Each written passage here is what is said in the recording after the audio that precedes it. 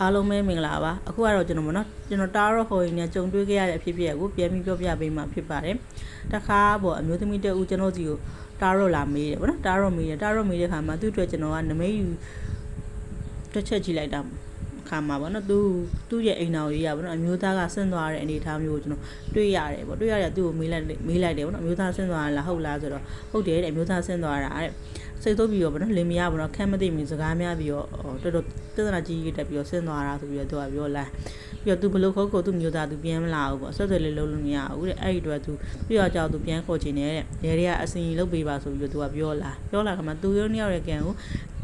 ကြည့်လိုက်တဲ့အခါမှာလုတ်ပေးလို့ရတဲ့ဟာအနေထားဖြစ်တဲ့အတွက်လိုအပ်တဲ့ရှယ်တွေကအစီရင်လုတ်ပေးလိုက်တယ်ပေါ့နော်လုတ်ပေးလိုက်ခါမှာမကြောက်နှစ်ပတ်အတွင်းမှာသူ့မျိုးသားက